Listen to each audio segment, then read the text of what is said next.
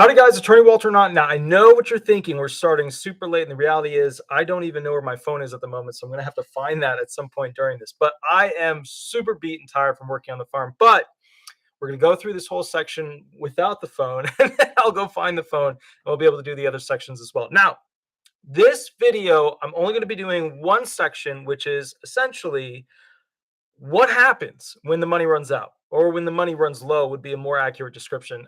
Basically 2034, 2035, those are the expectations written by Stephen Goss. However, it looks like more around 2033 is going to be a little bit more accurate once we have these statistics and analytics in from all the COVID data and what it did to the trust fund. Now, I want to point something out real quick.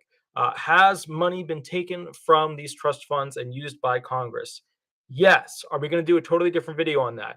Yes. So I know, I'm aware, a lot of people are really angry about that. I get it. But for right now, we're just going to focus on what happens when the money gets low. All right. So remember, please like, subscribe, leave 5-star reviews. If you're not sure how to leave 5-star reviews, in the area below, in the bio area, there's little links or ways to go ahead and leave 5-star reviews. I always appreciate those. Let's get right to this real quick. All right. This is directly from the Social Security Administration's website. This is the basic stuff. Then we're going to get to the heavy hitter stuff as to what actually happens. Here's from the SSA website. What are trust funds, right? A lot of you guys know this, but let's catch up people that don't. The Social Security trust funds are financial accounts in the U.S. Treasury. There are two separate Social Security trust funds, the Old Age and Survivors Insurance, OASI, think of that retirement. Trust fund pays retirement and survivor benefits, and the Disability Insurance, DI trust fund pays disability benefits. So OASDI, think retirement. DI, think SSDI benefits. Social Security taxes and other income are deposited in these accounts, and Social Security benefits are paid from them. The only purposes for which these trust funds can be used are to pay benefits and program administrative costs. That's a little wiggle room there. The Social Security trust funds hold money not needed in the current year to pay benefits and administrative costs, and by law invest in special treasury bonds that are guaranteed by the U.S. government. A market rate of interest is paid to the trust funds on the bonds they hold, and when those bonds reach maturity or are needed to pay benefits, the Treasury redeems them. Now, I want to point out a very interesting point here that you've got to listen to. This part right here. Treasury bonds that are guaranteed by the U.S. government. But what we're going to get into is whether or not, if things get low, you are guaranteed to get your 100% payment, even if that account, that trust fund, is too low for you to be able to get your 100%. Okay, now we're done with the basics. Now we get to the good stuff. This was from Banking Rates website. When Social Security runs out, what the program will look like in 2035. I think a more accurate number would be 2033, but I think a lot of people are still agreeing that 2034, but they don't have all the COVID metrics in yet, which will, of course, bump it down to 2033. The future of Social Security remains uncertain, forcing people to ask questions like, will Social Security run out? According to the 2020 annual report from the Board of Trustees of the Federal Old Age and Survivors Insurance Trust Fund and Federal Disability Insurance Trust Fund, Social Security's income is expected to exceed its expenses this year. I'm going to read that again for you. Just hang in there. I know I'm red. I know like I'm related to a lobster. That I get it. I know, but this is important. So, Social Security's income is expected to exceed its expenses this year. Important sentence. Phil B, thank you so much. Thank you for the $19.99. Thank you, good sir. I really appreciate that. Guys, all your donations, I really appreciate it because I'm spending a ton of money to make those videos where I'm on the farm and the gear to do all that stuff. So I really appreciate all the donations. And thank you for all the people who said kind thoughts about where basically I got beaten in the face by a tree. It happened. I was trimming it. It didn't like its toenails to be clipped, and boom, it hit me hard. Oh, good sir. Cruelty is a gift humanity has given itself. That is a really good quote. That is so good. That is so good. That's from a video. No, series, I think. $5 donation. Excellent. Cool. Oh, the image. Okay, yeah, there you go. So thank you guys again for the donations. Really appreciate it. So here's the thing. The report projects that reserves will be fully depleted by 2035, and annual taxes are expected to cover only about 3/4 of the benefits each year after that. Let me break down that sentence. Let me make it super simple. The report projects a analytical figure, right? So an Excel sheet what it projects, what it reports, which is all done by Steve Goss, the chief actuary of the Social Security Administration. The report projects that reserves, like the stuff we have saved to pay this whole puppy, the program, retirement, disability insurance benefits, will be fully depleted. Shit out of luck. There's a more articulated accounting term that, but that's pretty much what we need to. Not doing so awesome. Yeah, will be fully depleted by 2035, and we think that's not accurate. We think it's more like 2033. And annual taxes, like what we pay every year to the government, you know, how we pay too much money to the government and the government uses way too much of it for other stuff than supporting the people, that stuff. So, what we pay in annual taxes are expected to cover only about 3/4, so 3/4 of the benefits each year after that. So, like 75% is what people would get paid every single month of the 100% of benefits that they're supposed to get. So, if you're like 120 years old, you don't have to worry. None of this is going to affect you. But if you're pretty much like 100 years old or like 90 years old, you know, like 80s, 70s, 60s, 50s, 40s, 30s, 20s, not born yet, you should worry about this because you're paying a lot of money into it and the taxes that go towards it are not going to cover it. Okay. But remember the idea, the thing that everybody sells. Now, Republicans always say we need to privatize Social Security benefits. No, that's moronic. That's terrible. No, that's a horrible idea. That was a Bush era idea. They threw it out. It was a horrible idea. The Democrats always go by it needs to remain with the government so that it has the full backing and faith of the Federal Reserve. True, but does it actually? Do we have the full faith and credit of the federal government to back us when we get old or disabled or need survivor benefits? And the answer will shock the hell out of you. It will. It will, because that argument that's made is not actually correct. Here we go. All right, see what else awaits Social Security in the near future and find out what the program will look like in 2035. You might want to learn how to stretch, blah, blah, blah, money now. Okay, so let's keep reading through this. Then I'll give you guys the summary so you understand exactly what's going on with it. Here we go.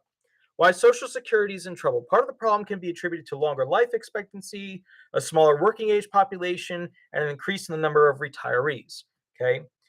Yeah, there's another side of that too. This program had women join into it, paying a lot into it. It shouldn't have done this. They should have cut that. You know, if we got to basically say people are living longer and there's a smaller working age population, an increase in the number of retirees, then why are there so many women working and why are there so many people not working that could work, right? We do run into that. There's a lot of kids who are not disabled. I'm not saying millennials who are basically not working at the levels they should be to support the program. I'm not saying millennials. By 2035, the number of Americans 65 and older will increase to more than 78 million from about 56 million today. As a result, more people will be taking money out of the Social Security system, but there will be fewer people paying into it. I'm not saying millennials. That doesn't mean the program will run out of money entirely, though. Payroll taxes are expected to cover about 76% of scheduled benefits. Now, remember when Trump was saying, hey, we're going to get rid of the payroll tax? That's scary. It could potentially be done if we handled our taxes differently and were efficient as a country like we were right before COVID. But at the current rate of where we're going with this administration, we are economically doing horribly, like really bad. All right. But that's okay. There might be some fixes that the White House is going to come out with. All right, I'm not saying millennials. That doesn't mean the program will run out of money entirely, though. Payroll taxes are expected to cover 76% of scheduled benefits. But if the 21% funding gap isn't filled, retirees could get lower Social Security benefits or workers might need to pay more into the system if no changes are made. So they got to make changes. They've got to legislate with this thing. This is what Social Security could look like in the future, according to experts. Very, very scary stuff. Now, worst case scenario, benefits could be cut.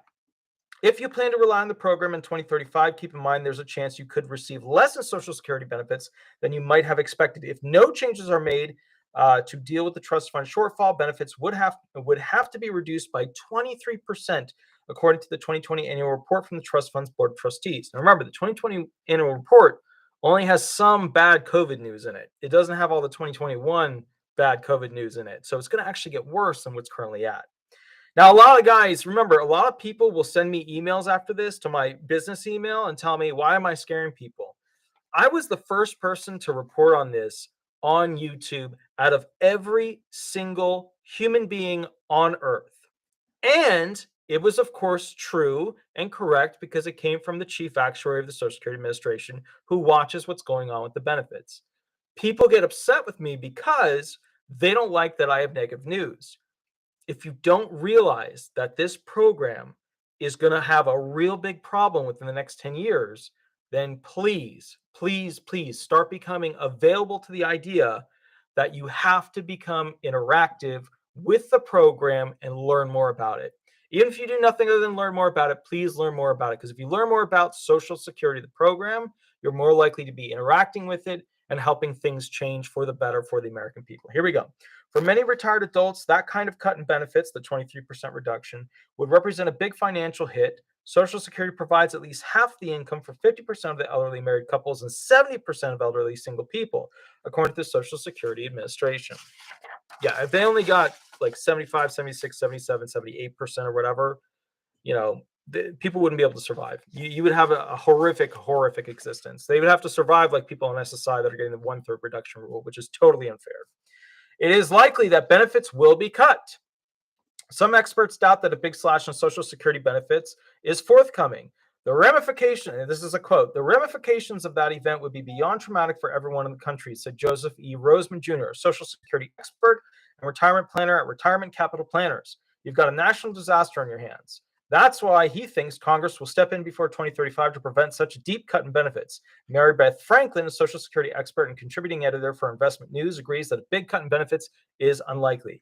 As pensions are disappearing, people are relying on more on Social Security, she said. Because of the program's popularity, politicians won't want to tinker with benefits for existing retirees and will likely have to find other solutions to the trust fund shortfalls.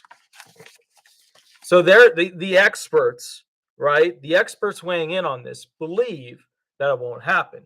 And I got to ask you guys something. Every time they bring in an expert from Harvard or Yale or whatever, one of these, or in this case, none of that, but, every time they bring in an expert to go ahead and tell us how it's going to be, you ever notice that the politicians don't want to do the things that need to be done? So think about it. If we know like 10 years out from here that there's not going to be enough money, shouldn't we start fixing it now so that there is enough money and we can do smaller incremental fixes to make this work in a long-term sense? Or what we can do is just, the year before everything goes to hell, we can try and put a Band-Aid on it and then make everybody miserable and not give them as much going forward. That's what will happen. That's what will happen. They're saying, these two supposed experts, that it won't happen, but I think we both realize how the politicians work at this point. They're going to screw us over by putting a Band-Aid on it and then making future generations not have as much, which doesn't work because there's no such thing as pensions anymore. Corporations rarely offer them, and it's just not happening anymore. Let's keep reading. Ways to balance Social Security's budget. Here we go. Even though Social Security isn't expected to run out of money for 15 years, which is not accurate, several options for changes have already been floated to deal with the budget shortfall. These options include raising the payroll tax rate, increasing the wages subject to Social Security taxes, raising the full retirement age, reducing the annual cost of living adjustment, cutting benefits. Now, I don't know if you guys know what these are, but let me go through them real quick so you understand what each of these, proffered suggestions would do. Number one, raising the payroll tax rate. The payroll tax rate is actually double what most people think it is. When people get a check from their employer has to match the amount of taxes they paid, which means that their employer is paying significantly more than what they basically would have to pay out that actually goes to you. So payroll taxes are actually too high as it is right now. So that's a terrible idea. It's just a bad idea. Okay, we shouldn't be hurting people that are working. We want to get more people working. So punishing people who are working, bad idea. Next one, increasing the wages subject to Social Security taxes. So that's where basically, Social Security taxes go up to a point. Anything you earn above that aren't taxed for Social Security benefits. They want to get rid of that and just all the way through. Even though you get no benefit as a rich person earning significantly more, they want to just tax the whole way through, which also is not fair to those who earn more, but we'll see what happens. We'll see what happens. Raising the full retirement age. Now that's going to be unpopular. That's going to be unpopular. And here's why. You have people who essentially work their entire life, that of the usable life that they have until they're like, 65, 66, 67. Some of them wait until full retirement at 70. And what happens is now we're saying, you know what, people are living longer. We want to suck more juice out of them. We want to suck the golden years that they have to chill out, travel, etc. We want to suck even more of that out of their life so that their lifespan is worth even less, because the standard of living becomes lowered because we demand they work more to be able to live in their retirement with the money that they can from this program. Terrible idea. Reducing the annual cost of living adjustment. You guys remember when you got the 5.9% increase, which was total crap, and it should have been like 8%, 9%. It's actually way higher now. The consumer price index is showing us even scarier amounts at this point. So the point is, remember that? Well, imagine if instead of them saying, hey, we're going to not give you 5.9, we're going to give you 3%, we're just going to do that, then you guys would be like, well, everything went way up and I can't afford the same things I did. Once again, lowering the standard of living for a human being. Next one, cutting of benefits. That's what's going to happen. That's what's going to happen. They just have to take more of the taxes that they spend on crap that is not for Americans and put it towards Americans. We don't have an enough money problem.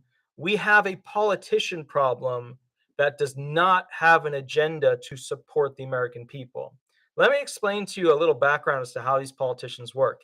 If you have a vote, that is your worth to them, because the only thing that politicians have to be able to have at the end of the day, and I said have at the end of the day, are signatures with their name on it or voting ballots with their name on it. That's the only thing politicians need. That is the only measure of their success, whether or not they get voted in and then re-voted in. You think these politicians would be voting for groups that are smaller if they didn't try to get all of those votes? You think they would care so much about smaller groups and what they wanted unless they needed to grab those votes to win?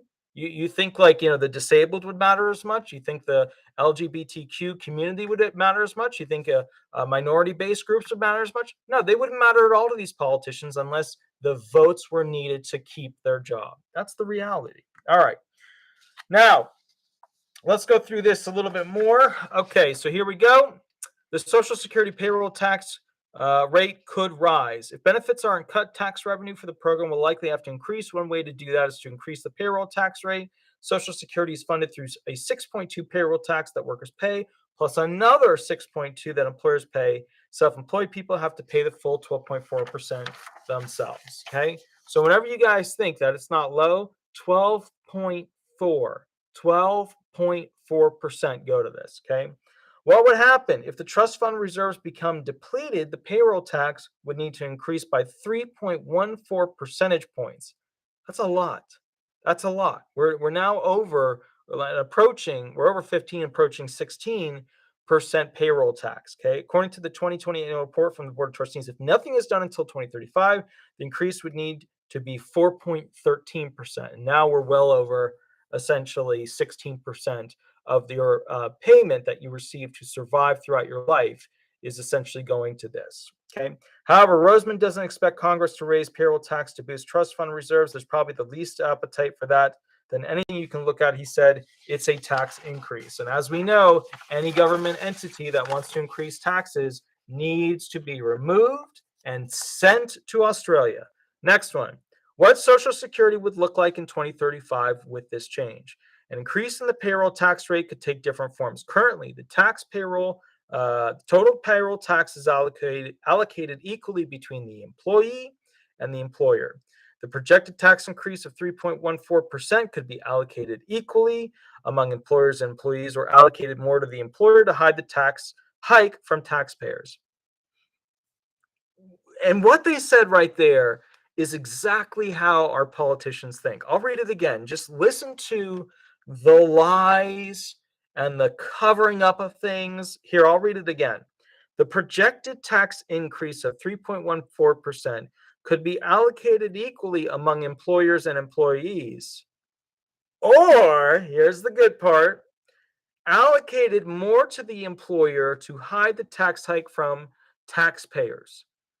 But remember, that is still directly affecting the taxpayer because the employer can only afford so much. And if you increase what the employer has to pay, killing off small businesses, and you're making it less likely for people to earn more at big businesses. A legislative proposal called the Social Security 2100 Act by Rep. John Larson favors an equal split. It would raise the Social Security tax rate to 7.4% for both employer and the employee. The bill has gained some support, but stalled in Congress. Politico reported. Yeah, it's stalled because none of these people want to do anything that's unpopular right now because they don't want to get voted out right now. And if they get voted out right now, they're never going to get back in. There's the massive battle between the Democrats and the massive battle between the Republicans.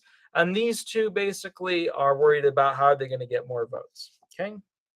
By the way, they just recently went ahead and arrested 5 individuals for a local New Jersey voting problem. I'm not going to say the actual word, so you might want to check that out. That's pretty interesting. A lot of this is now starting to pop up.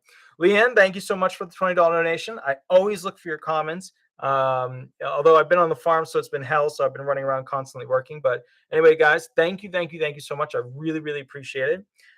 So here's the thing. More wages could be taxed. Another option to increase tax revenue to fund Social Security is to raise the amount of earnings subject to taxation.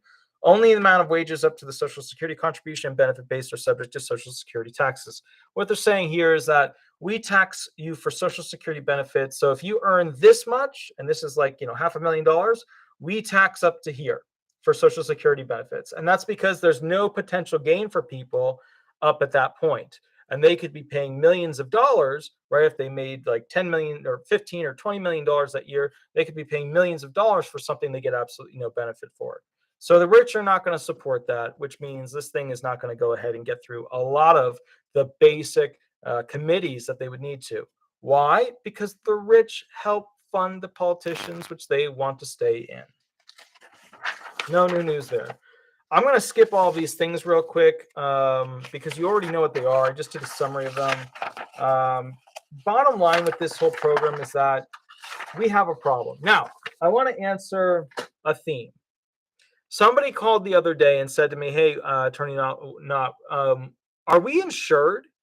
Because I'm starting to see other channels are picking up this idea that you talked about where basically there's a problem. There's a problem that there's not going to be enough money for Social Security retirement, Social Security disability insurance. There's a problem. Are we insured? And I said to him, I'm not really sure because, the Democrats always argue that basically it's the full faith and credit of the federal government.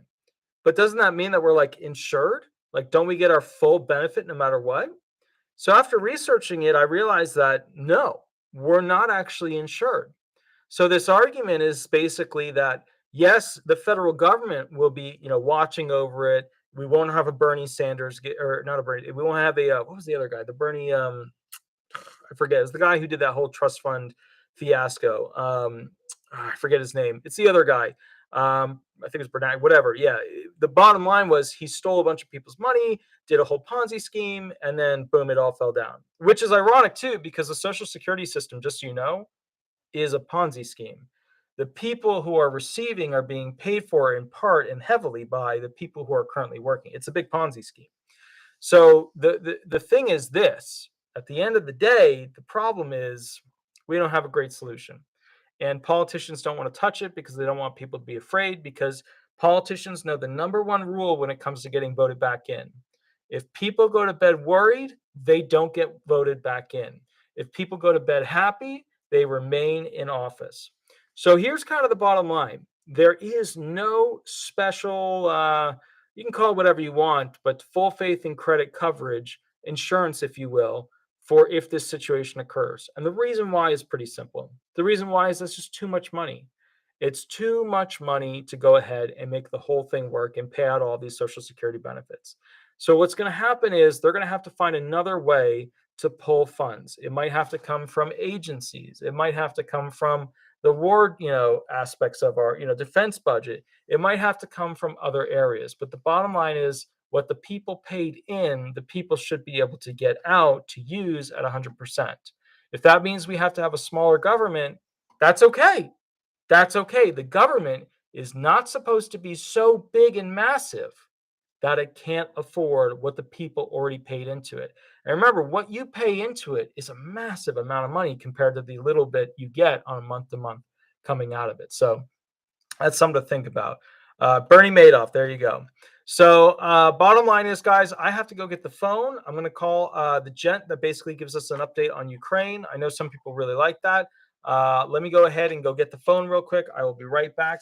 And remember, we're going to be doing phone calls directly after that, and we'll keep rolling from there. But give me exactly 30 seconds. I'll go get the phone. 1 second, guys.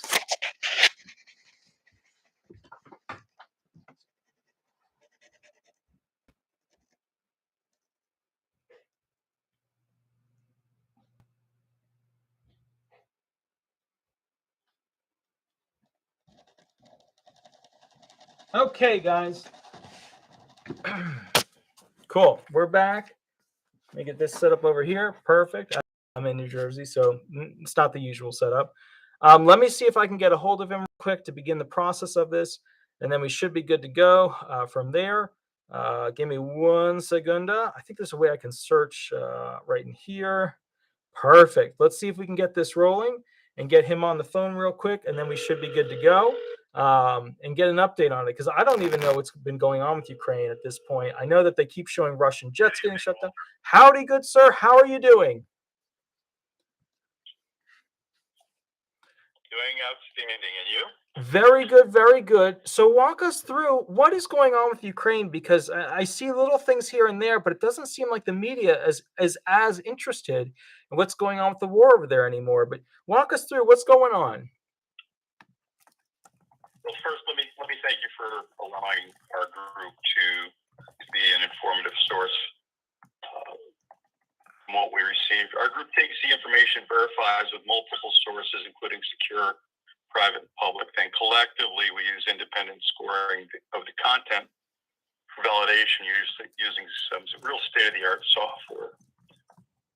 Walter, real quick for your listeners and viewers, we may be providing content that may or may not have been heard, or that they'll hear about in an overview, or won't hear about it at all except for on your channel.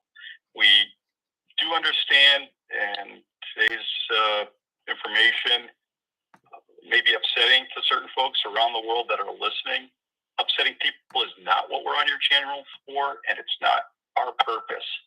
But we do ask that we're not mistaken our honesty of the data and facts for disrespect or rudeness to any one person or any group. We have experienced a opportunity to try a new format. We have several of our clients, without knowing it, asking the same questions. We can't do a frequently asked questions page, but we can answer a lot of it, and it'll really kind of allow us to answer a lot of questions you or your listening and viewers may have. If you do like it, let us know. If you don't like this, let us know. Old style, but here we go. First question is, are Russia and Ukraine close to a peace agreement after meeting in Istanbul, Turkey last?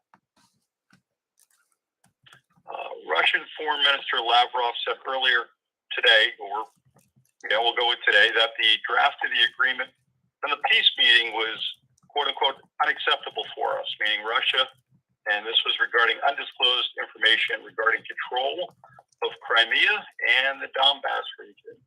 And we'll come back to Donbass. We spoke about it last week and the week before. Second question was, did the Russian troops that were trying to surround the capital city of Kyiv retreat from the area? The answer is yes, and that is true in both troops and military equipment. And that's a little different because last week they said they were leaving, but weren't really in a hurry and kept bombing Kyiv and kind of dragging their feet out. But it appears that they have, in fact, left. Number three, Is Russia withdrawing from the war?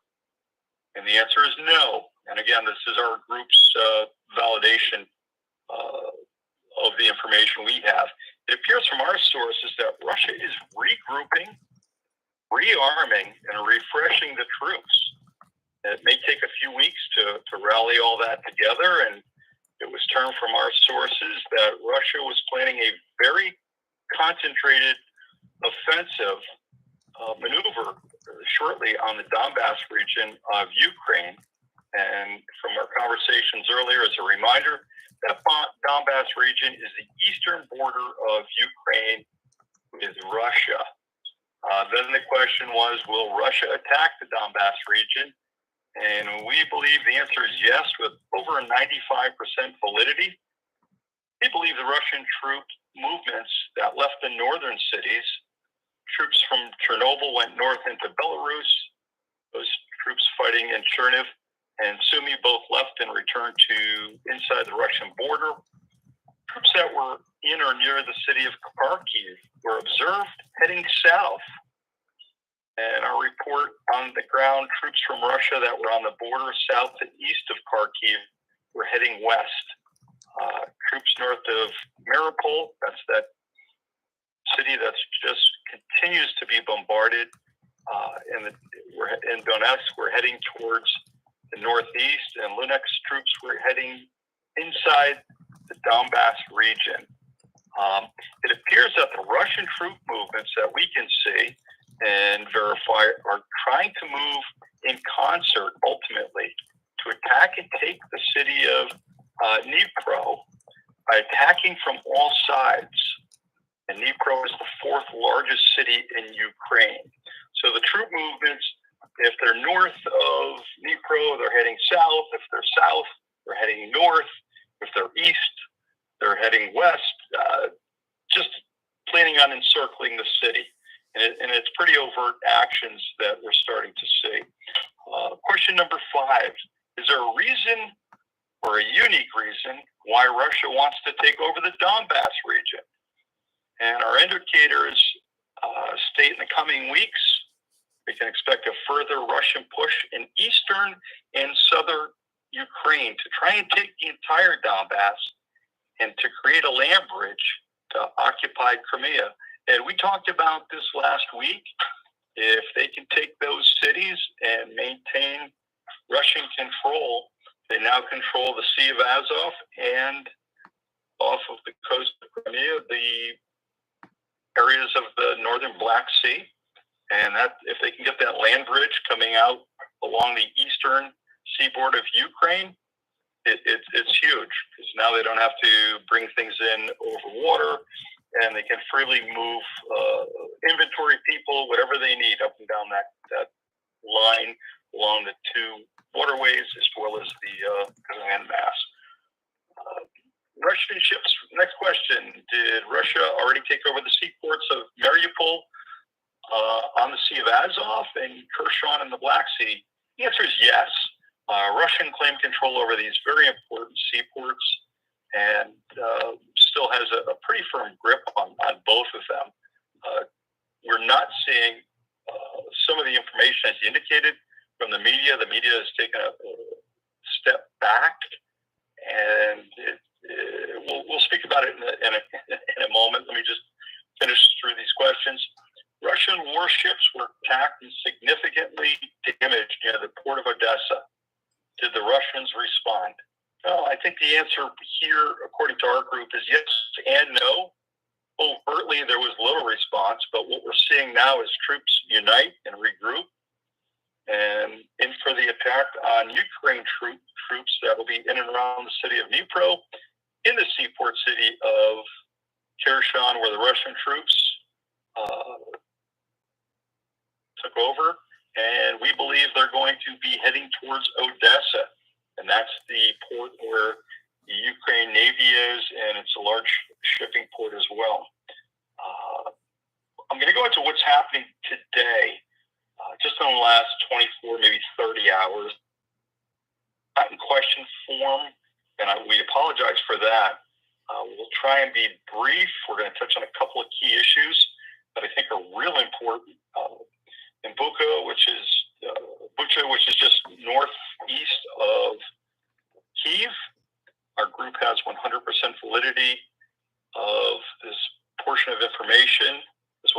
images and video and boots on the ground for validating this information.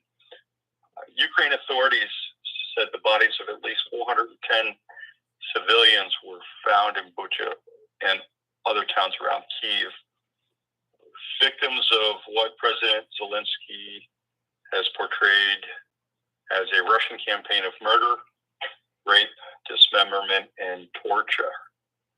In areas north of the capital, they gathered evidence of some of the Russian atrocities amid signs Moscow troops killed people indiscriminately before retreating. Some victims were apparently shot at close range or died with their hands bound. Officials are concerned that similar atrocities were likely to have taken place in other areas occupied by Russian troops. The International Criminal Court opened an investigation into possible war crimes in Ukraine before the discoveries of the bodies near Kyiv fueled more urgent calls for the perpetrators of civilian atrocities to be brought to justice. Ukraine authorities were transferring piles of body bags to a facility for identification. We have verification that the mayor of Bucha, Anatolia Fedoruk, said the number of bodies found was increasing every day, with 320 civilians identified so far, with almost 90% were killed by bullets, not shrapnel.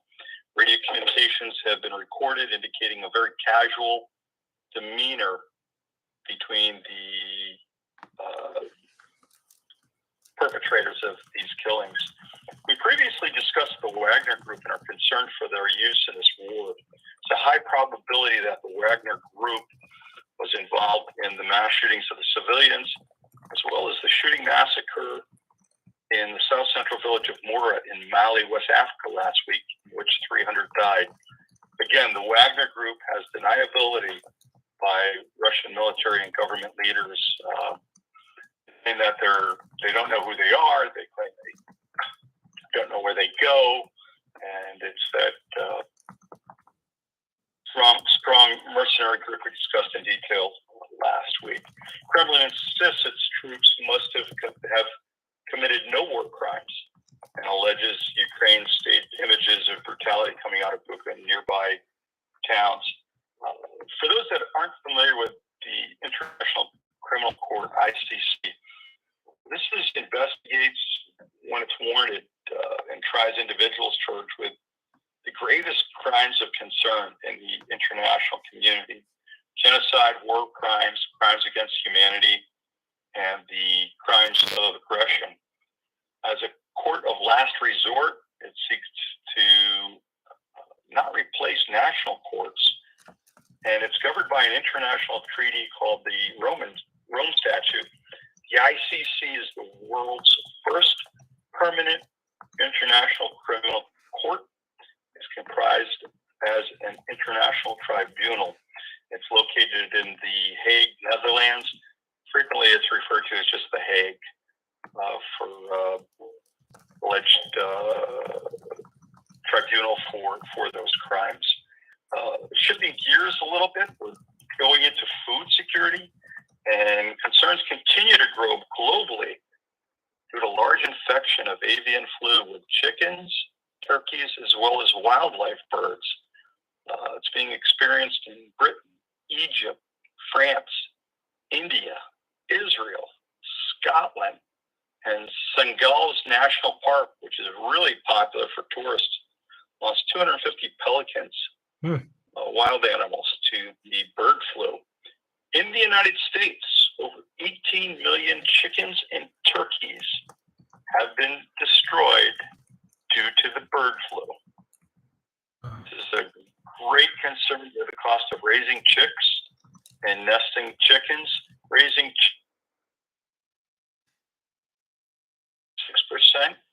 over the last 6 months, and the nesting chickens for eggs was up approximately 130% over the last 6 months. Food concerns have already created forecasts from a 10 to 30% rise in grocery costs on a monthly basis for Americans. And you're just talking about the cost of living adjustments that went to Social Security participants, and it just seems like it's always a way that as big as 5.5% increase was. Here they're talking about 10 to 30%. Wow. For Americans at the grocery store.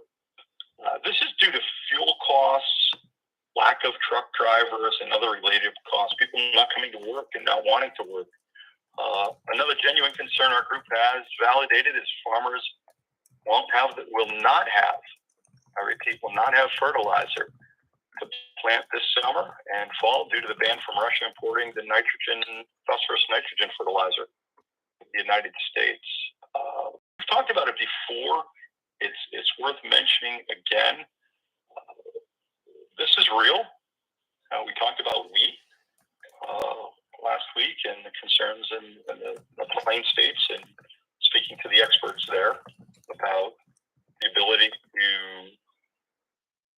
crop in the ground and harvest it and take advantage of the market at a high rate to make up for COVID losses, including planting sunflower, which is a large product out of Ukraine, which we won't be seeing for some time. This is the time, again, ready.gov, G-O-V, is a pretty useful tool. $5 a week.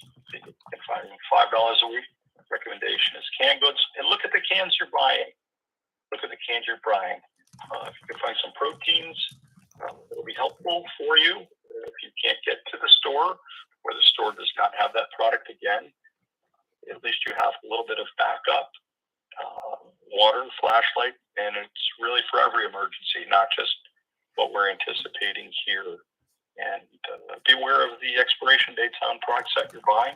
If you're buying in a discount store or a dollar store, please check. Please check those dates to see if that's something that has an expiration date that is very soon. Do check with some of the other channels regarding canned products, storing canned products and their ability to last longer than the date, what that date actually means.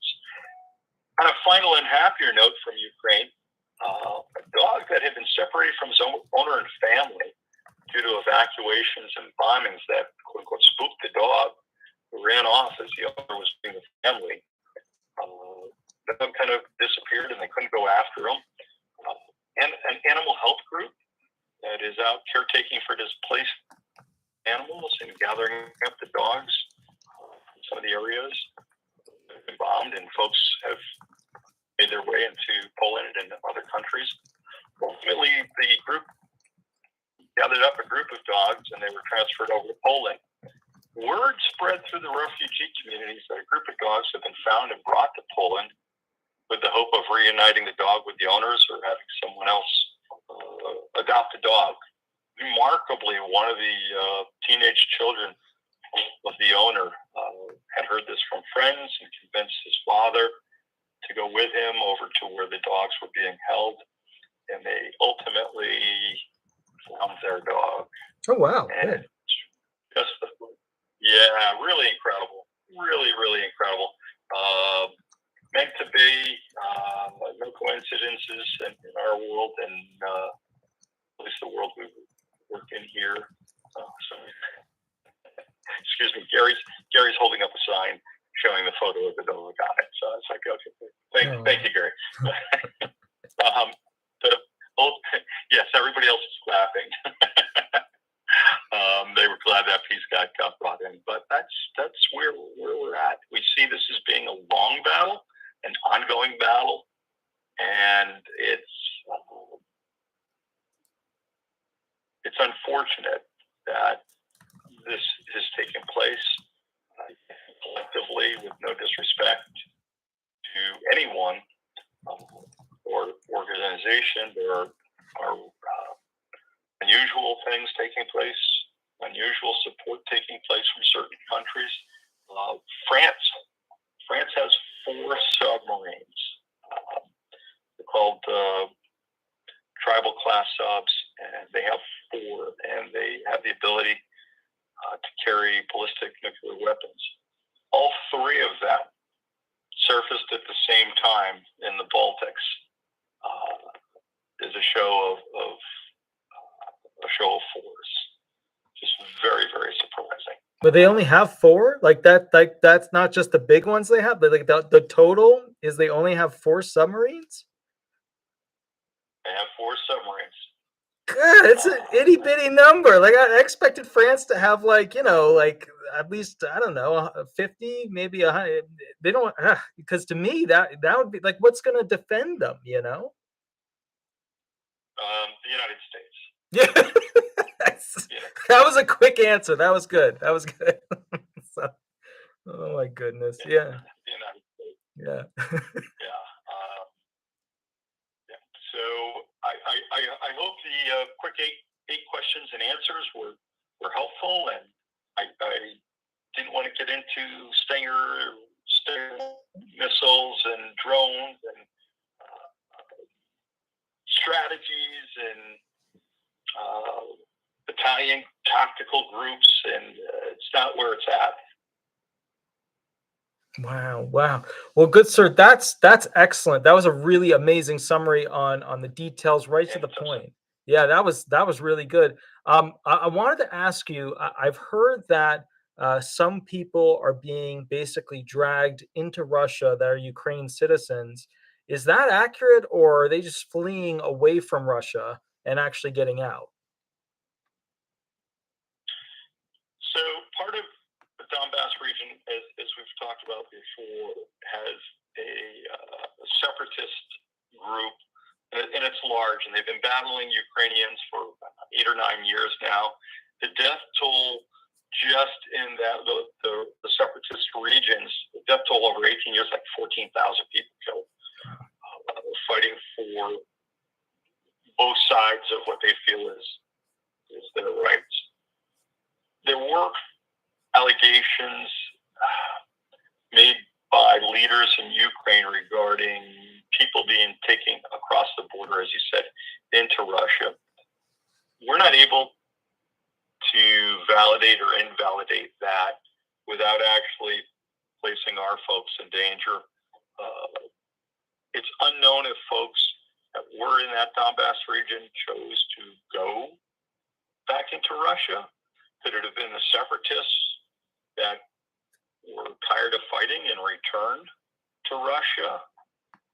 It's unknown. There's a lot of variables. We've explored probably 15, 16 different models of that and have yet to come up, Walter, with anything definitive on that piece. What we are starting to see on a different note is a lot of, I'll call it homemade videos, if you will, from drones, guys, hobbyists that have the $100 or $200 drone attached to their phone, showing tanks hiding in the woods, and then relaying that information to a firing position that literally takes it out while the drone watches. The drones got GPS coordinates, but they're hobbyists. They're like guys in their backyard flying drones. And they're like, hey, what's that over in the woods? Hey, it's a couple of tanks. Yeah. Hey, call Billy down. I think he's got the firing position. So unusual video of the damage done to the cities, to the people, to the equipment, the bodies on the roadway. Very, very difficult video to watch. But again, people are starting to post it. They want the world to know what's taking place. Russia has shut down most of their TV and radio stations. Ham operators are trying to do what they can to convey information, and it's an outstanding group of individuals. If there's any ham operators on your channel here, Godspeed, and thank you for what you do in all emergencies and communications. And it's an incredible system that they have globally for sharing information behind areas that we had no communication in. And it's considered to be what it is, valid, and it's great stuff. It's great stuff. Sadly, this will go on. This is an expensive war for the global condition. We have also seen NATO release members of Russia from the Humanitarian Council. A vote was taken earlier today to dismiss them from that council. NATO has a lot involved here as far as people and the number of people going into troops from all different countries on the Polish border, aircraft. Just getting an update now in Bucha that it's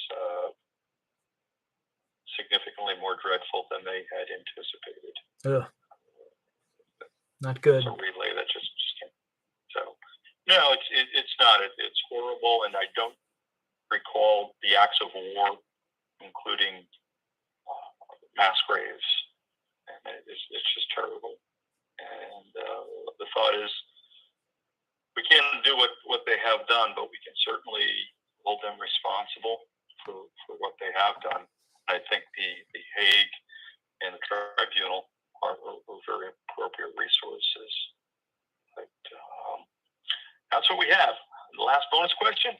Yes, I do have one more. Okay, so here's the thing. I know the international court system, even if they find him guilty and all he has to do is stay within the borders of Russia and he'll be fine for the rest of his life, or go to ally countries. But the real thing I want to ask about is this. What happened to Ukraine's navy? Did they have a navy? I mean, I never hear about their navy.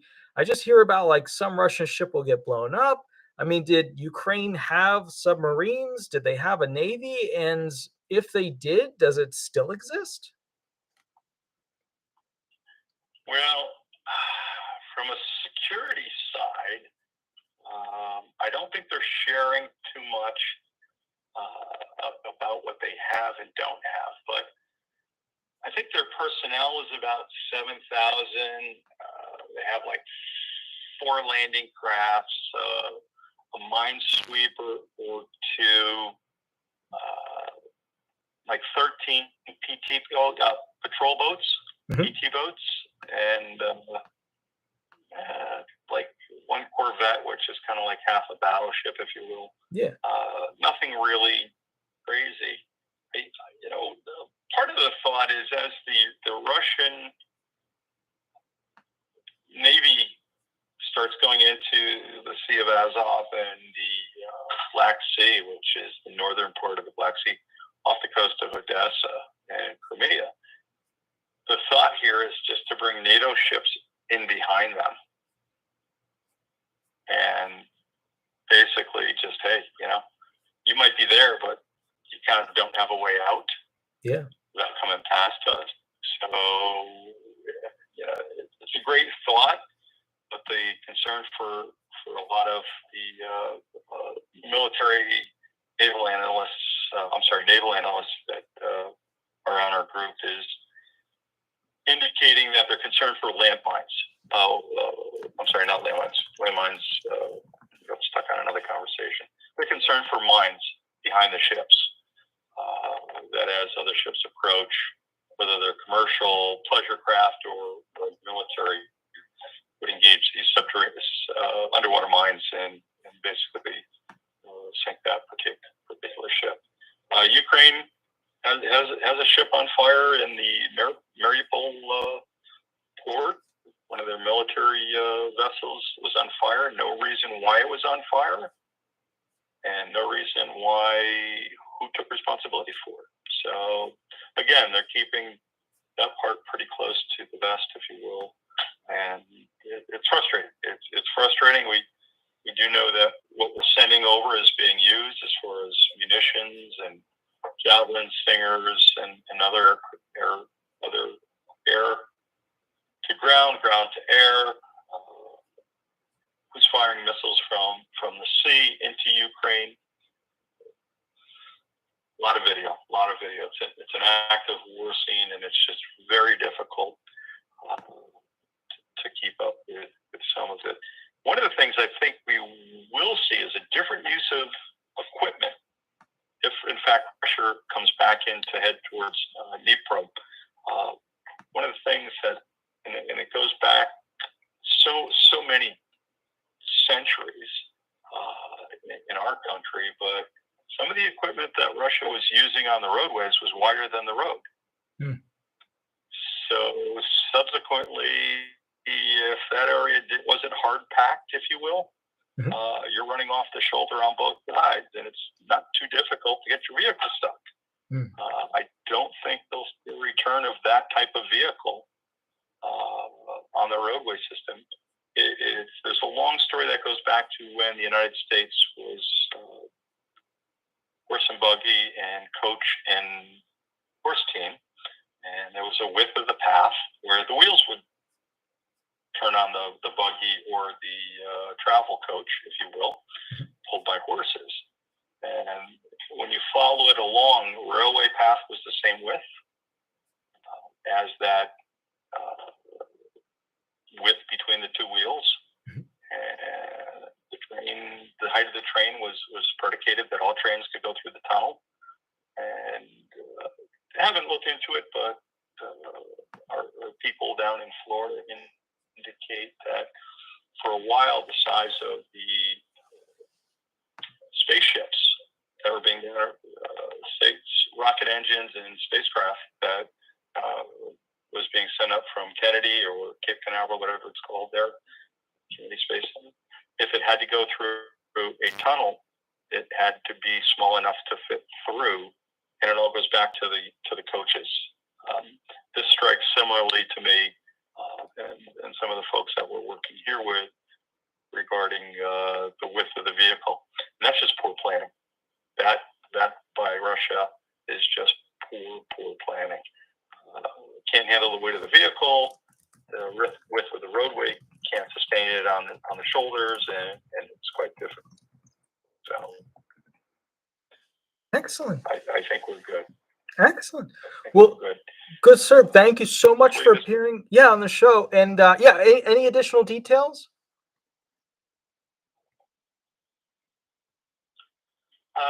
Additional details.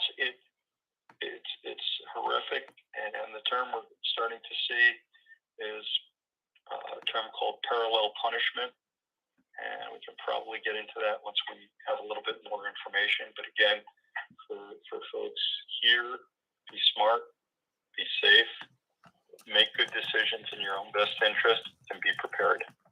Be prepared. Godspeed to those who are fighting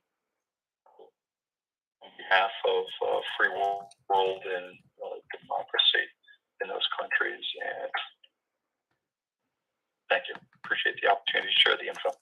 Absolutely, good, sir. Thank you so much for coming on the show. I will catch up with you in the not too distant future, and have a wonderful, wonderful night. You too. Thank you. Bye-bye. Thank you. Bye-bye. So, guys, that was amazing. That was just incredible to have a security expert basically come on, give information specifically as to what's going on with the war between Ukraine and Russia. The amazing thing about it is that we're not seeing as much in the news right now, but that war is extremely relevant to essentially what's going on in American politics because of course, what do we do with firearms? What do we do with the Second Amendment? What do we do with concealed carry? Do we want the American people to be armed and ready? Do we want just the military to be armed and ready? Obviously, most people want the American people to have a fair shot at defending themselves. It goes into other things like, what do you do when basically a greater, stronger army is attacking an entity? And we don't often think about that as Americans because we're Americans. We are the big bad. We are the big bad army, right? We're the final boss of NATO. So anyways, guys, I hope all is well. When it comes to the information related to Ukraine and Russia, I think it's super relevant to what's going on because it's going to heavily affect, and they're about to get the statistics on this, but it's going to heavily affect food, clothing, transportation. Extreme price changes over the next couple of months. And I just want you guys to be aware of that. And obviously, a lot of people have been telling me, oh, we need to go ahead and tax oil more and do this and tax gasoline more. But all you're doing is punishing the poor. Only the rich can afford Teslas. I can't afford a Tesla. I've owned a law firm for 9 years and I can't afford a Tesla. So just to be fair, I mean, I work with the homeless and low income, but just to be fair, like you're only punishing the poor or those who work with the poor and don't make as much. So just be aware of that. All right, now I want to go ahead and get the phone calls going. I'm going to go ahead and put in the phone number real quick. 407-279-1754. You can give me a call. We can start the ball going on answering questions related to Social Security disability questions. Keep in mind, I have okay internet, so we should be okay through most of this stuff.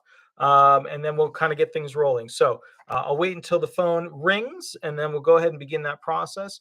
And then basically, we'll kind of go from there. Now, with that said, just a couple of updates while I'm waiting for the phone to ring. Some of the videos that are going to be coming out in the not too distant future are I'm going to go through every single state in the United States as to where it stands on being a great place for a disabled person to live. And I'm going to be going through categories for each particular state. And those different categories basically go through things that are relevant as to which has the highest approval rate for judges. If you're trying to become disabled through the Social Security program, or if you're already disabled and have a CDR situation and get kicked off of benefits. What's the cheapest state to live in? What are the best states for medical care? What are the most fun states with the most things you can do? What are the most safe states in America? These are all categorical options I'm going to be using to go through and reference which states are the best for disabled people. Now, with that said, there's always going to be little outlying factors. I hope you guys join into the comments to kind of say why a state is good or why a state is particularly bad. Now, additionally with that, we're going to be coming out with another video that I think is important. Oh, we're getting a call real quick. Hold on, let me get it. Hold on. Hi, this is Attorney Walter Hnot. We are live. Remember to use a fake name throughout this process. Would you like me to answer a specific question, or would you like me to go ahead and run hearing questions with you? Hi, my name is Phil, and I'd like to ask a question. Sure, absolutely. How can I help you? I think you answered this before in the messages, but I just wanted to make sure because my mom is making her will and her trust for me, and I was just wondering if my mom passes away and I get inheritance, will that affect my SSDI? So yeah, it'll affect your SSDI for only 1 month. Well, how much are we talking about here? Is it like $500 or $50,000? Like where are we talking here on the? It's in assets. It's like a house and stuff like that, and like some stock. It's like $1 million. Okay, yeah, okay, that's fine. So basically, what happens if you have income coming in that form for that month, then it will hurt you and you will become ineligible for that month due to the rule what's called SGA. SGA stands for substantial gainful activity, and any money you get over $1,350. Again, 1,000. Hold on, I just have to decline that call. Again, every dollar you earn above $1,350 for that month, which obviously you'll inherit, and it'll be more than that. That means that basically you won't be eligible for that month, but the next month, all of those assets will turn into what's considered a resource.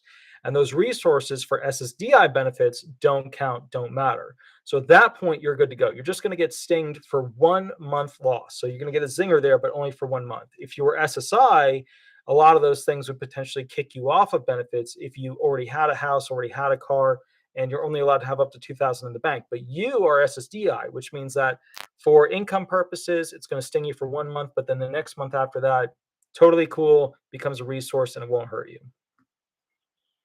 Okay, and I have another question. Does it matter if the trust is restricted or unrestricted? Yeah. Okay, so you're talking about basically direction of use and who has access to it, correct? Yeah, because the way it is now is my mom wants to set it up so like I could get the money through my sister because they're worried about me taking the money and doing something stupid and crazy because I have PTSD and I've done some crazy things in the past. Sure.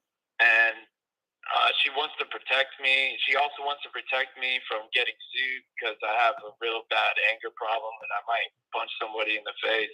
Sure. And that's where she's at with it. But my mom just wasn't sure if it should be restricted or unrestricted. I mean, look, here's the thing. She can put it into a trust that only, delivers so much to you each month, which might not be a bad, a bad idea for somebody like you. I too have I have a boat addiction problem. I purchase boats and restore them. And right now I own 9 boats. none of them are worth tons and tons of money. But I too know what boat addiction is. So so the bottom line is, I hear you. You know what I mean? I get it. But yeah, in that case, you want to take the funds, put it into a trust, and have the mom be the grantor, the sister be the trustee, and you be the beneficiary. Yeah. Hmm. Okay. So grab Thank a you trust so much. attorney. I really appreciate it. Yeah, absolutely. Have a wonderful night, and I'll catch you later. All right. Take care, Walter. Thank you so much. Thank you, sir. Bye-bye. Bye-bye. So, guys, we missed a call there. I'm going to go ahead and try and call that person real quick so we can get the ball rolling. So we keep rolling with this. Let's see if we can connect real quick and keep going here. So give me 1 second, and then we should be good to go. It's connecting right now. Let me see if it's ringing. It is ringing. Excellent. I'm going to go ahead and keep it on like this little mute function. That way, if they do answer, they don't say their name right off the bat. But let's see if we can get this other person on the phone real quick. Still ringing. Here we go. Says connecting, got the little bubble buttons. Okay, here we go. Looks like we're connected. Hi, this is we went through the mailbox thingy. All right, either way. So real quick, one thing that you guys need to be aware about when it comes to disability benefits and the receipt of them is how trusts are used and how gifts are used. So at some point I'll make a video kind of explaining that, because the whole thing you want to avoid is taxation and SGA. Taxation is when you receive something, you get taxed on it unless it's in a different form. Oh, we're getting the call right now. Hold on, let me get this real quick. Hi, this is Attorney Walter Hnot. We are live on YouTube. Remember to use a fake name throughout this process. Also, would you like me to go through a disability question with you, or would you like me to run hearing questions with you? Hi, I was just calling. I have a couple of questions for you. I spoke with you before. Sure. I'm trying to turn my phone off here. Sure. I have a question. I'm trying to catch your eyes, but I always miss you. Sure. Thursday nights just happen to be a bad night for me. However, I'm going through disability battle, and so is my stepmother. And I've been working on it, and it just seems to get like a bigger beehive. Sure. And I was wondering, I caught you, I don't know if it was last week, it was a few weeks ago, because last week I didn't get a call in, but you said that are you able to take people that don't live in the state now? Oh yeah, a lot of our claims come from California and Texas. This week we're a chunk from California. Last week I think was more Texas. I, obviously like the Florida claims because that's my hometown, that's my state. But basically, I Right. take claims from all over. We've got U.S. Virgin Island claims, we've got Hawaiian claims, we've got all kinds. What happened was this: the firm was a happy little pearl in a seashell, and the seashell was called Florida. And KSM, thank you so much for the $10 donation. I appreciate it. Thank you, thank you. So what happened was we were happy, and then COVID hit, and then I couldn't go to offices, so then we had to become more of like one of those online things. And the truth is, I can actually help more people through the phone than I can through doing meetings. And the reason why is I can't meet as many people as I can do phone calls. So yeah, I do all the different. Absolutely. Yeah, I do all the different states at this point. Certain states have kind of unique rules or different rules, different organizations, but they're still the same thing, like DDS versus DAS and things like that. Or, for example, there's some states that don't have a recon level. You go straight from initial filing denial to the ALJ hearing level. But for the most part, it's all federal code that they all follow to some degree. That it's all falls under the same case law and everything like that. So it's all within that. Now, I will say this. Well, Oh, yeah, go ahead. for me, Oh, go ahead. Yeah. well, I had called in before, and you had told me a whole bunch of different papers that we needed to do for my stepmom, and I tried to do all of that, but I know I didn't get everything exactly,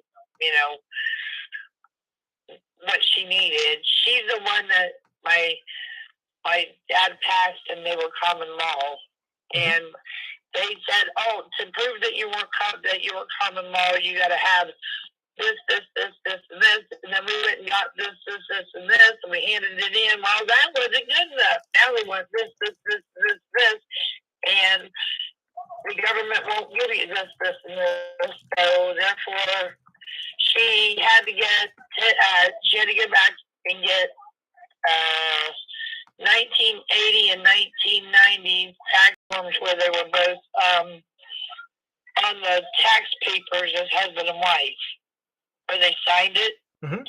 Because my dad's passed. He passed at 18. And me and my brother filled out paperwork for my dad's part of the family for my stepmom, and that wasn't good enough. They rented a house. Well, my daddy lived there for 25 years. She moved out in 1992. She moved out, but they had lived there for 10 years or so at that house together as husband and wife, and we even got that landlord to fill out a paper because they said, well, that would do it, blah, blah, blah. Well, now they want car loans and mortgages, and they didn't have that stuff.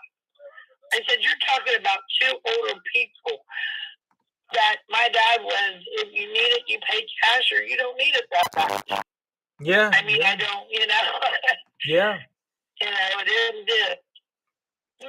So basically, are they trying to prove that they But a were hard time married? proving that they were married. Okay, so here's what I would say. It's one of those things that they don't traditionally do proof of marriage for common law based states. But what I would do is this: send me an email specifically where you're at with it and what's been done so far, and then I'll try and do a quick response email to it. Just remind me that we talked on the Thursday Night Live, and that this is about proof of common law marriage for I'm assuming for your mom to obtain the benefits from your dad, correct? My stepmom. Yeah. Okay. No biggie. Yeah. Yeah, that's perfect. So yeah, that's no problem. Just send me a thing. I'll find the POMS, from the POMS manual specifically that applies for it, and then we'll see what they've got. If they're in the wrong, we'll reach out to the regional FO and get the regional FO to step in and give direction to the local FO so that she can tap those survivor benefits as a widow. No, she's been, even so, when she applied for benefits, she got on her own, work history, which wasn't really a whole lot. Right. She worked part-time, and for many, many, many years when I was a kid, when I was little, she didn't work at all. Daddy did everything, but then my dad became disabled, and then she had to go to work, and she worked part-time, So her Social Security isn't even at SSI level, and when she got her Social Security, she goes, well, ain't there any way of me getting any more? And I told her no. Well, when I said, why would they tell you that? And anyway, so when I started helping her, because, as far as I'm concerned, that's her personal business. I didn't get in. Yeah. But she asked me to help. So I said, well, you're going to have to spill the beans and give me it all, or I can't help you because it's just how it works. So Anyway, I called up. Well, we called up together. We had it on speakerphone. We were together. And she talked and told them, and they told her, because it's a common law thing. You know what I'm saying? Mm-hmm. Well, anyway, she's homeless. She was homeless. Right now, she's got a temporary living situation. But because she's not paying traditional rent, they're not even giving her SSI amount. And they told her once she started paying rent, she would get SSI amount. And now they're saying, oh, well, you got to start all over again. I said, it's a bunch of crap. They told her to do it. And as she got the paperwork turned in, that she'd start getting paid. That was in January she started paying rent. And she's still fighting. And then they're like, well, when we do pay you, we're only going to pay you for a month or two back, something like that. I said, it's crazy. The Biden administration, and then they're not going to pay her any of my dad's stuff. They told her, unless you can produce a car payment or a mortgage payment with both your names on it, we're not going to consider you common law. They were together for 27 years. If anybody deserves it, she deserves it. Sure. And it really irks me that they're able to just spit on people because they're the government. Yeah. Well, the Biden administration has made it their agenda to try and get rid of any of these marriage penalties, these one-third reduction rules, which are called the in-kind support and maintenance rule, which is where that she had to pay rent. Whether or not he does that before these midterms, we won't know until we get there. But maybe this whole situation will get better as a result of President Biden's promises before becoming president for those who are on supplemental security income. You know. Yeah, well, that'd be sweet. And then my problem is I got a whole. Hers is messed up, but mine's a shit show in a handbag. Sorry to put it that way, but it just is. Yeah. No, I do. Yeah. But mine's very detailed, and mine would take some time. But I've got it rolling. But they approved me in 2000. I think it was December 19 or it was February 2020. Mm-hmm. They approved me. I owned a little piece of land, was worth, the tax record was worth, the taxes was based on the land worth, and the land worth was $3,036. In the state I live in, you're not allowed to have more than $3,000 in assets being married. I'm remarried yet. So financially, I was too rich. Which is ridiculous, right? Which is just ridiculous. Right. Yeah. Right, but I sold the land in August. When they sent me the papers that they sent me saying I was too rich because I owned a part of a lot. I owned a fourth of one city, little hick town in the middle of Nowhereville lot that I paid $500 for 20 years ago, paid taxes off the first year or two. Then the city came in and put a big drain in front of my little itty bitty lot where I came up there, so ruined my lot. And I said, screw it, I'm not paying taxes on it. I can't use the lot because you can't access it because they put the storm drain there and I haven't done anything with it. So I figured they took it from back taxes years ago. Well, I guess it wasn't even worth that mess and went to take it from back taxes. So I ended up selling it to the guy that owned the rest of the lot. However, when I sold it, I got $2,500 because I owed all the back taxes of like $1,300 on it. Mm-hmm. He paid the $1,300, paid me $2,500. So I think that I should be entitled to get all my money back besides that. But now they sent me, I called them and I said, I need my, the papers that I filled out for where they approved me, but I was too rich. Mm-hmm. So I could copy those over onto a new one because they're making me do it over again into a new claim. But I had help with an attorney filling out those papers. Mm-hmm. So that's the first attorney help I could get, and it was through my insurance. So I didn't have to pay him anything, and it got me approved.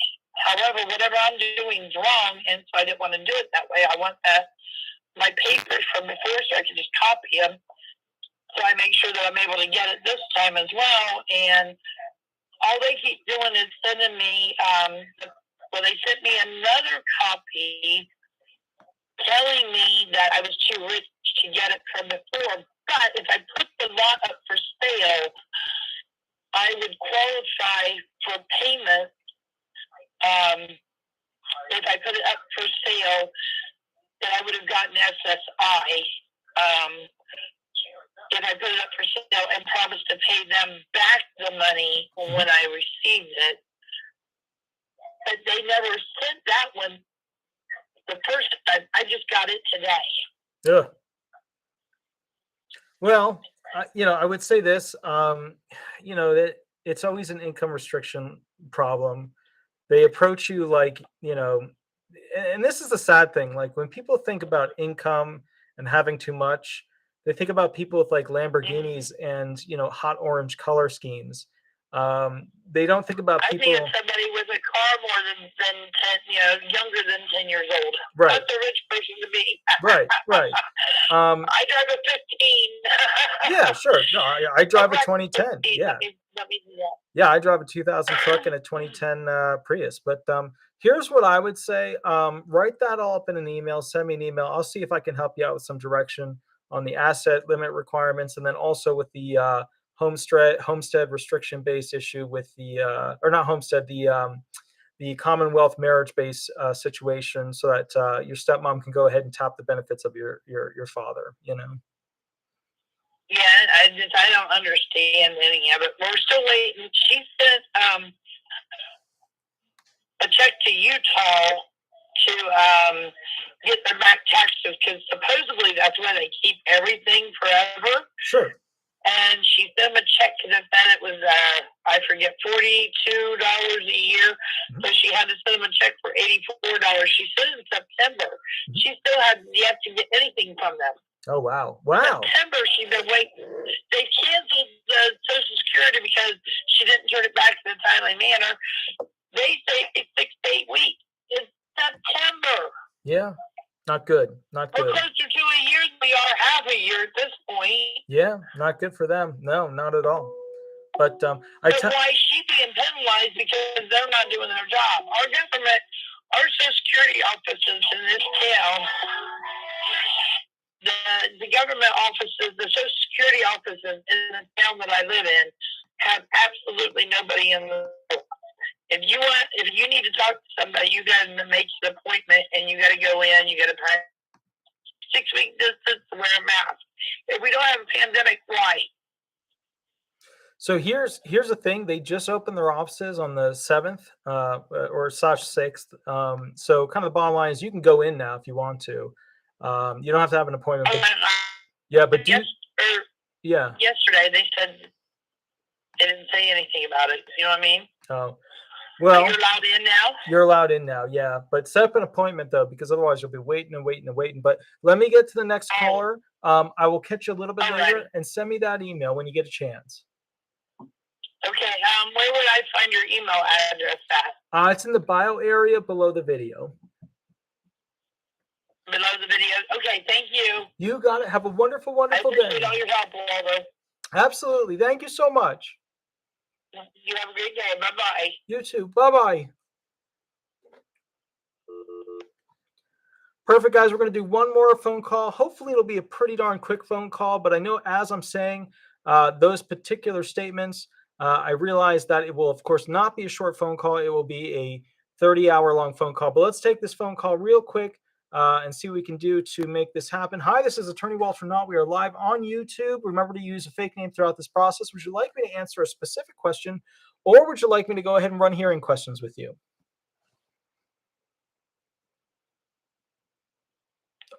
Specific question. Perfect, good sir. How can I help you? Let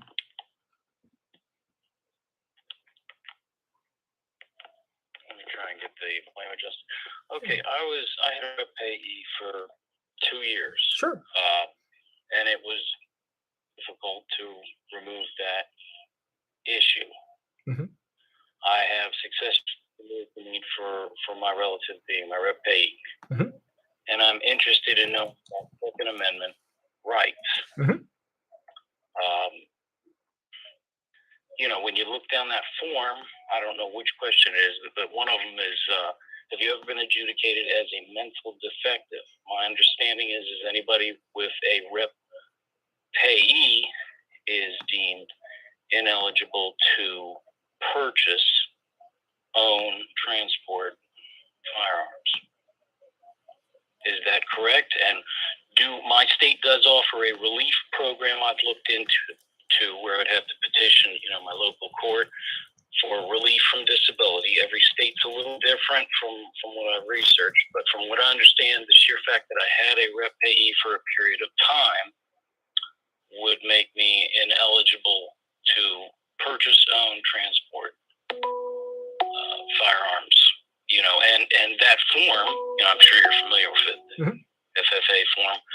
I forget what question it is. It clearly asks, as I was also wanting to look into obtaining a concealed permit from my state, and it's pretty much the same form. It doesn't ask, were you ever, it's have you ever been adjudicated as a mental defective. My understanding is anybody who has had a rep payee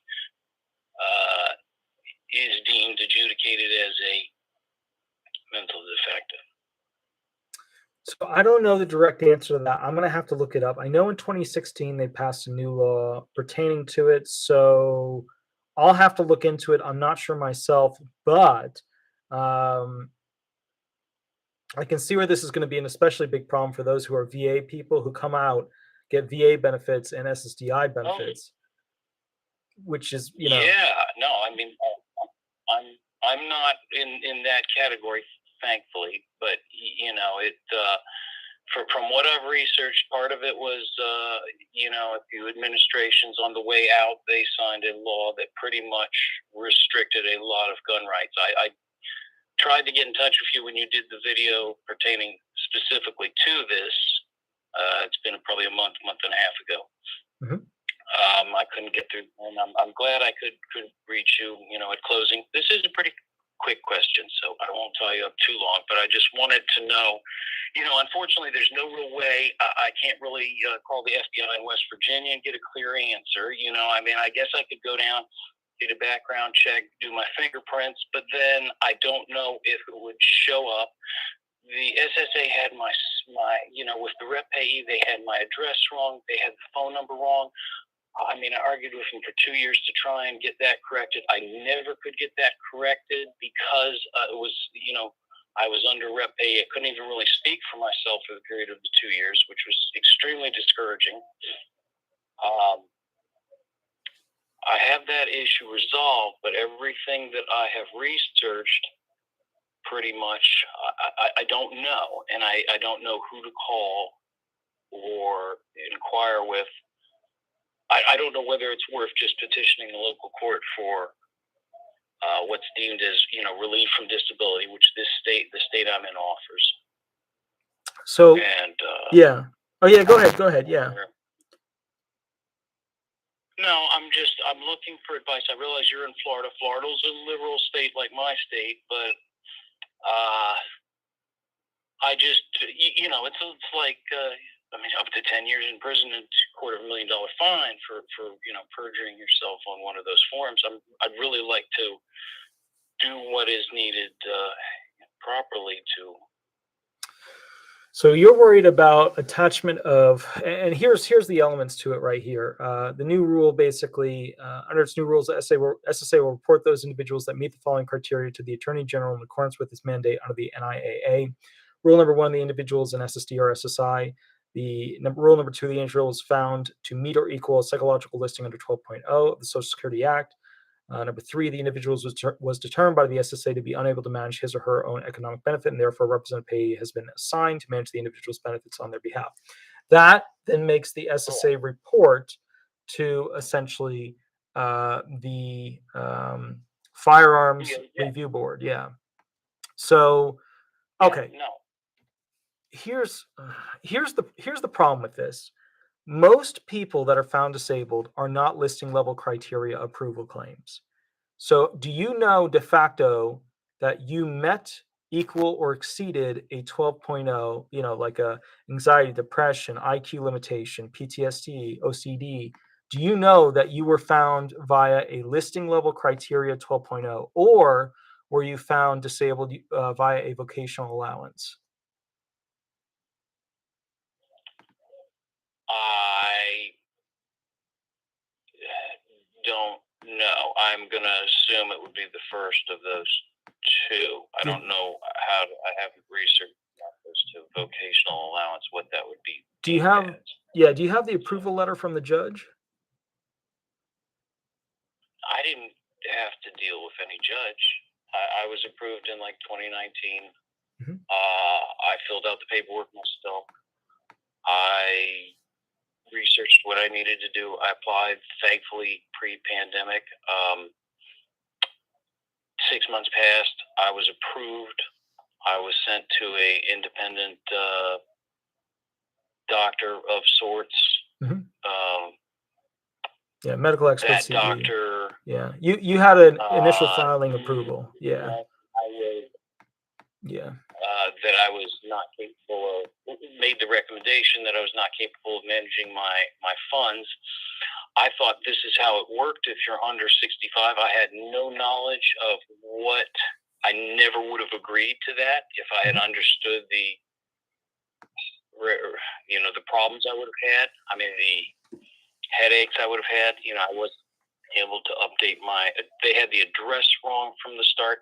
I mean, if DOJ or any federal entity mailed me a letter, it went to a completely bogus address that they had on file. Thankfully, now that I can speak for myself in regards to the SSA, I've been able to update and correct all of that. Mhm. I just was looking into when things were getting worse in the world we live in, not better, into just essentially trying to get a concealed carry permit. Mhm. And the more I researched, the more concerned and freaked out I got about what basic human rights I had probably signed away, Mhm. having a rep payee, and then the headaches I had just to remove the rep payee were more than what I would deem should be. You know, it wasn't as easy as it probably should have been. So, Okay, so here's the deal. And I get that. The payee thing is a bit of a, you had one, that's one of the elements, it is what it is. Okay, what I need you to do is I need you to contact the local field office to ask them if you had, and grab a pen and a piece of paper and let me know when you're ready, and I'll tell you exactly what to ask them.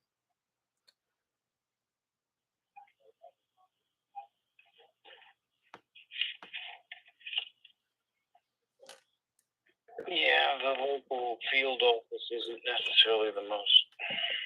No, I know they're the least trained out of all the groups. I know, but ask them this, see what you can get out of them.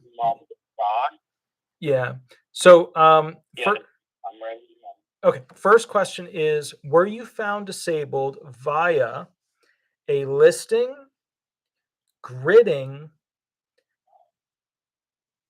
CAL? That's CAL. So a listing, gridding, yep, CAL, CAL, or vocational allowance. Cal, CAL. Yep, CAL, compassionate allowance listing. Just put CAL. Yeah. It's a compassionate allowance listing. It's like a extreme listing. Yeah, I don't think so. I mean, I'm not terminal. It's nothing. My disability is nothing that. And what I yeah, would deem life-threatening. so you got those. You got the listing, gridding, CAL, or vocational allowance. The next question is: if you were found disabled via a listing, was it a 12.00? Was it a 12.00 mental impairment listing that was met? I'm going to say yes. I mean, OCD. I wouldn't say yes. These are extremely high levels to meet the marked category. Most people don't realize how severe they are. Most people get vocational allowances. Remember, if you meet a listing, they don't have to consider anything else to see if you're disabled. They don't have to look at any of your other impairments. They don't have to look at, they only have to look at one single diagnostic impression impairment, and that is so severe. And let me explain how severe that is. When we talk about an amputee, people are like, "Oh, I have COPD. It's so bad." No. It's so you could barely breathe. An amputee, both your ankles and down, both your wrists and down, your entire leg and half the hip. It's really, really, really severe. So just keep that in mind. Most people don't meet the listing criteria. So then you've got to ask them if you were found disabled via a 12.00 mental listing.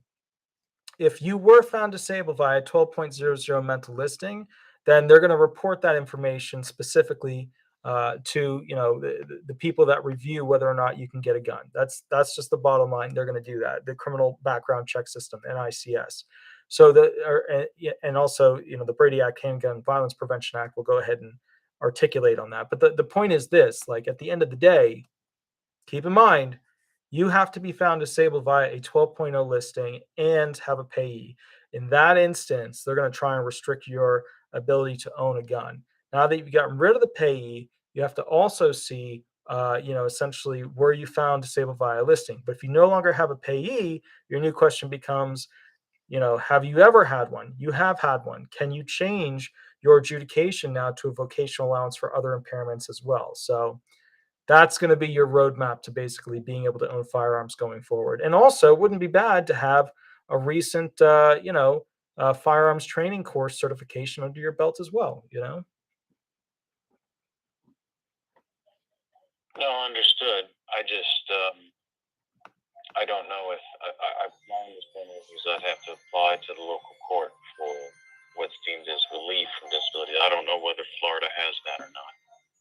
Honestly, the first thing I'd do is find out if you even need to do any of that, because if you weren't found by a 12.0 listing, then just do your thing. I mean, they still may have reported you to that group, but remember, they could report anybody that they want to. What it comes down to is whether or not you're approved or denied. But you can always include a note in there to explain what's going on. My whole issue is I don't in any way want to purge myself or cause a huge problem. Oh, well then just how to answer and when they send in the form and it's all the same form, to go ahead and purchase a firearm, make sure you include a little writing that gets sent in with it. They can fax in things with it. Well, the question is, have you ever been adjudicated? Not were you previously adjudicated? Yeah, absolutely. Then you were, but that's only they're asking too with this addition to the Social Security Administration. Did you meet a 12.00 listing? But since you were adjudicated, just write up a little notation, piece of paper. You sign it, date it, full name on it, Social Security number on it. Send it into them, and let them go ahead and read it, and give a decision whether or not you're with capacity to go ahead and own a firearm.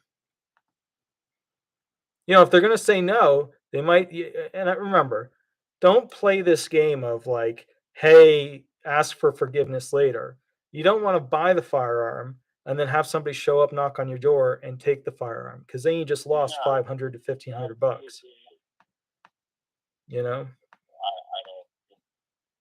Not my goal in any way. Yeah, you don't want that, because then you're losing money and a gun. I'm more worried about the perjury aspect of it, honestly. Oh, well, then just send in a notation as to the explanation of when you were found disabled, and make sure you call the SSA and find out if you were a listing level or a vocational allowance. You might have been a grid out, you might have been a vocational allowance.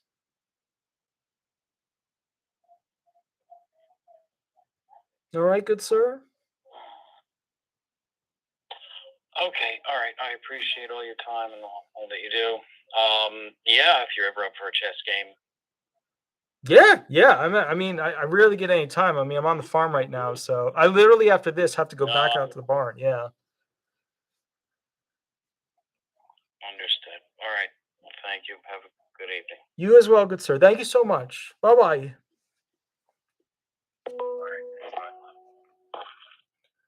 Okay, so here's the thing, guys. It is 10:15 p.m. I do have to go back out to the barn because I have to keep working.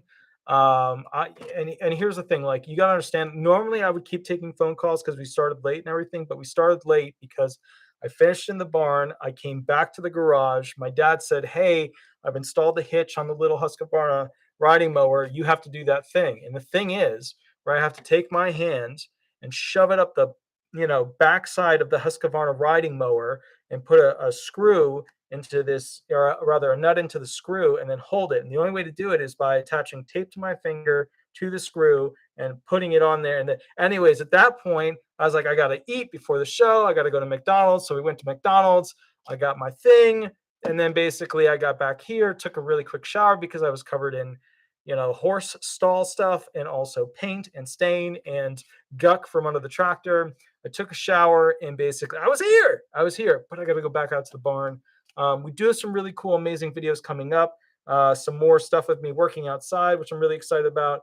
But basically, the bottom line is I'm working away on the barn. The barn's going to look amazing when I'm done with it. But I will catch you guys a little bit later. Have a wonderful, wonderful day. And we'll go from there. Thanks so much, guys. All right, I'll catch you later. Thanks so much. Bye-bye. Bye-bye.